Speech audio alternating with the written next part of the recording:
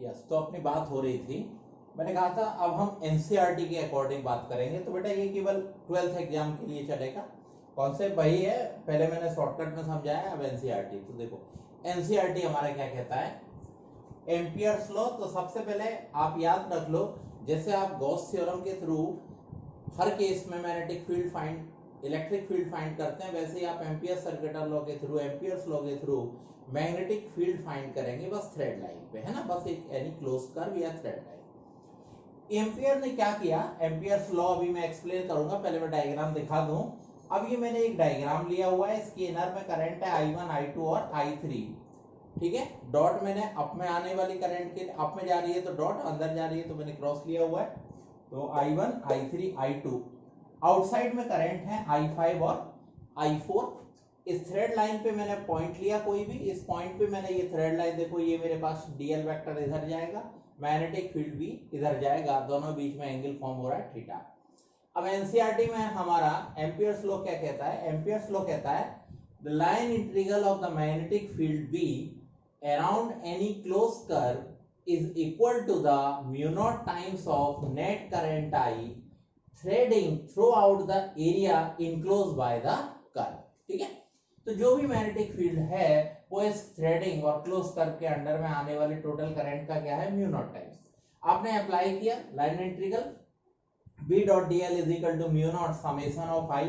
अब summation of I में ये अप वाले करंट प्लस और डाउन वाले करंट माइनस, तो ये I1 प्लस I3 और ये मैंने लिया हुआ है I2, तो प्लस माइनस के साथ एक्सप्लेन कर दिया। ये बन गया मेरा एम्पियर सर्किट लॉ। अब अगर कभी H के टर्म में बात करते हैं तो रिलेशन होता है V is equal to mu naught into H, तो मैंने इसको भी अप्लाई किया, तो mu naught H dl, mu naught of I, mu naught cancel, तो हम इसको ऐसे भी लिख सकते हैं। तो ये बन गया मेरा एनसीईआरटी के अकॉर्डिंग एम्पियर सर्किटल लॉ। अब एनसीईआरटी में इसका एप्लीकेशन सिखाया गया, तो वो 3 एप्लीकेशन है, एक प्लेन करंट कैरिंग वायर पे, दूसरा सोलिनॉइड में और थर्ड नंबर टोरॉइड में। तो मैं तीनों बता देता हूं आपको, ठीक है। तो देखिए,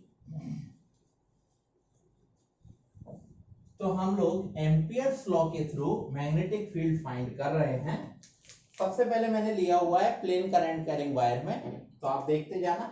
सबसे पहले आपने लिया प्लेन करंट कैरिंग वायर, कैसे निकालेंगे, ये हमारे पास एक स्ट्रेट वायर आ गया, इस स्ट्रेट वायर में आपने बेटा करंट आई फ्लो कर दिया, straight wire current I flow कर दिया।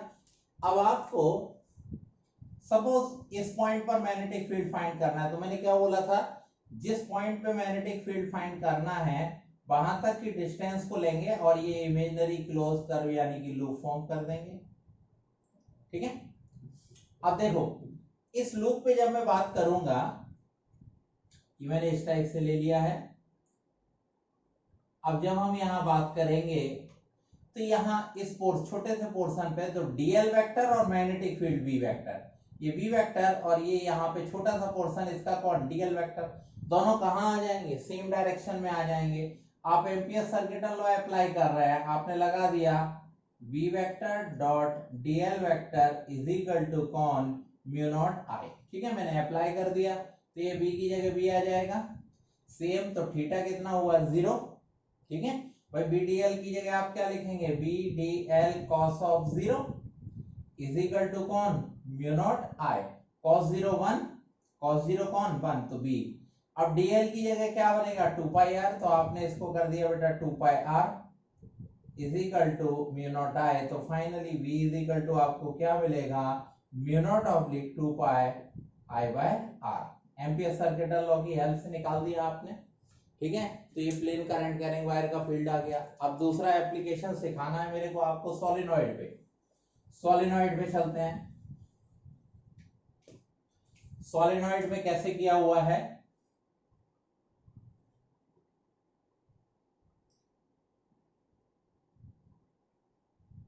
ये आपको समझाने के लिए बनाया मैंने।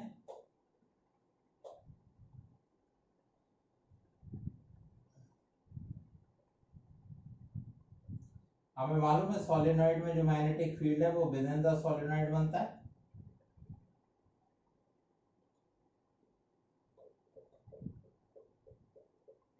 ये सब ड्राइंग केवल आपके समझाने के लिए।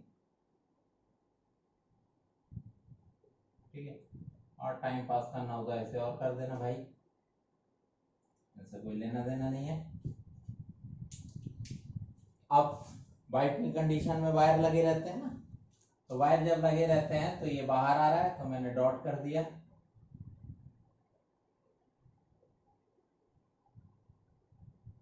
ये अंदर जाएगा मैंने क्रॉस कर दिया। चलो ठीक है, मेरे को मालूम है इसके अंदर मैग्नेटिक फील्ड भी डेवलप हो चुका है, मैग्नेटिक फील्ड भी आ गया।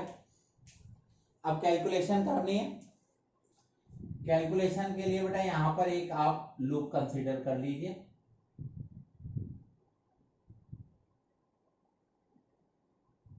मान लीजिए मैंने एल लेंथ का एक स्क्वायर लूप यहां कंसीडर किया हुआ है, ठीक है, एल लेंथ का एक स्क्वायर लूप कंसीडर कर लेते हैं, ए बी सी और डी, और लेंथ इंडिकेट कर लेते हैं इसकी कितनी, एल, ठीक है।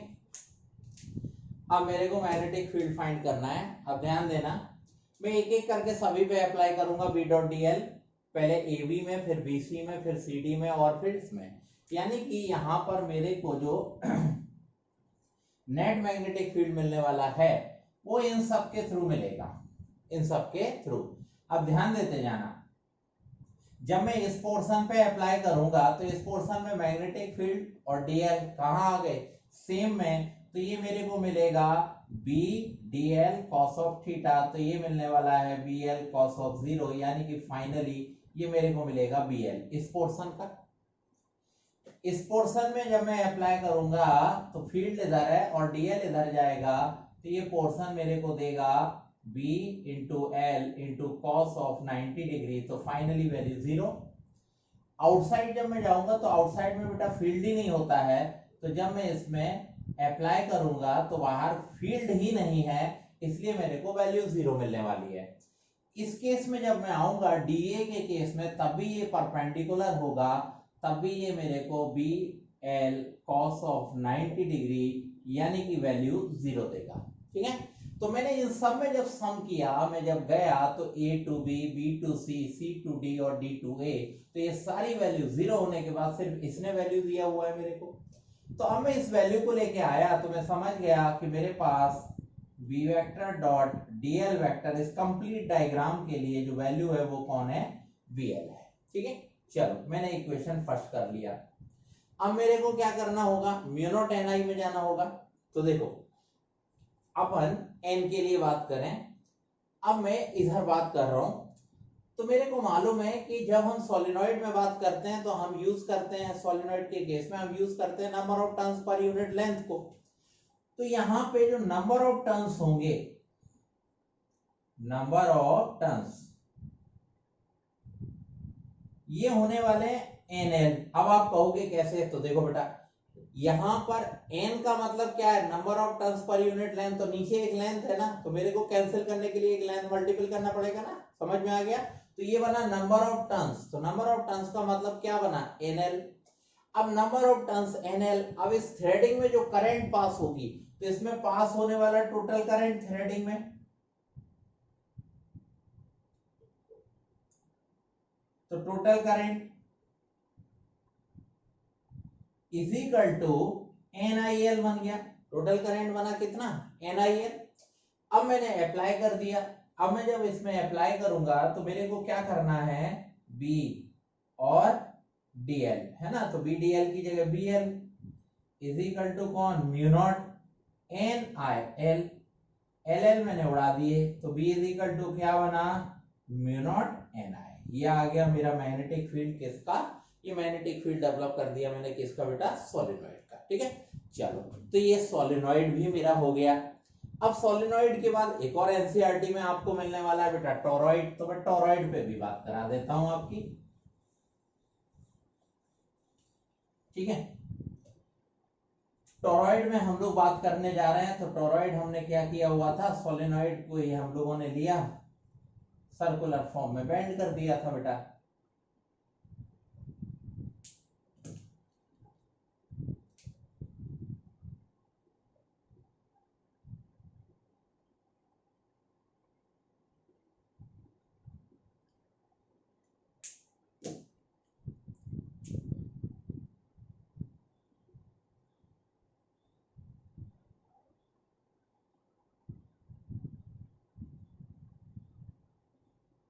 ये बना दिया मैंने टोरॉइड आपके लिए,